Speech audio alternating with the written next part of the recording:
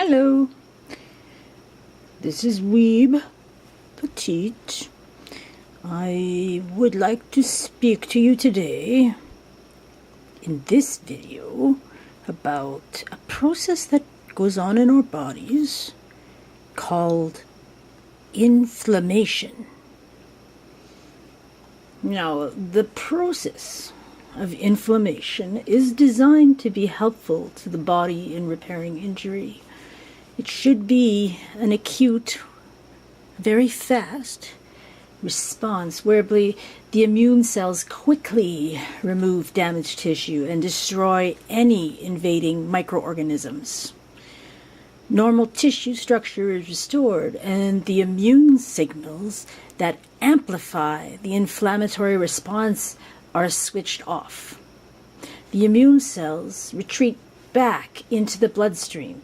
Order is restored.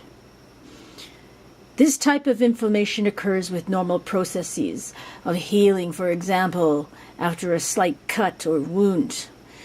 The inflammatory response in each case is similar. An earlier response is made by the cells lining the blood vessels local to the site of injury. There are the cells of the vascular endothelium there. First, these vascular endothelium cells, they dilate, bringing more blood into the area. Then the cells pull apart slightly, allowing fluid and proteins from the blood to move into the surrounding tissues, causing local swelling. The endothelial cells also respond to the injury by initiating a cascade of signals directed at immune cells circulating in the blood. On receiving these signals, the immune cells immediately cluster to this local area and start to leave the blood, pushing their way across the now leaky endothelium to enter the tissue at the site of the injury.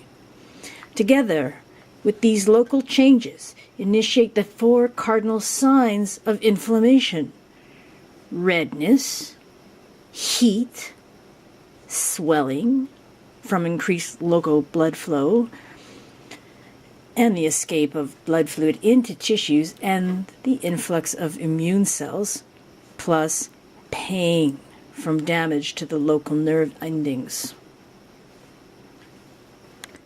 Dysfunctional inflammation occurs when the immune response becomes chronic and does not resolve or end.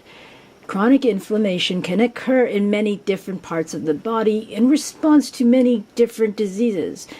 Examples where chronic inflammation develops and causes ongoing problems include rheumatoid arthritis, inflammatory bowel disease, coronary heart disease, and type 2 diabetes.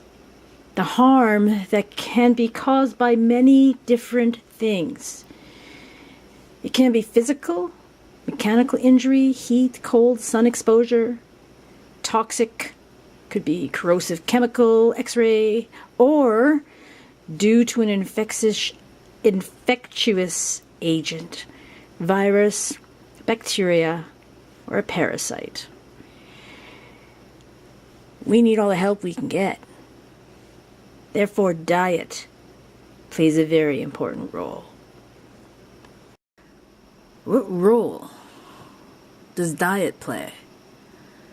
Well, a healthy diet is very important to sustain the acute inflammation that ends in wound healing. Wound healing is much slower in people who are malnourished. Different elements in the diet can also influence the course of chronic inflammation. Foods that have pro-inflammatory properties will promote the influx of immune cells into the tissue and increase the risk of further damage and disease. In contrast, foods with anti-inflammatory properties aid in resolution of inflammation, promoting healing so that the immune cells can return to the blood. Now, what kind of foods would be considered anti-inflammatory?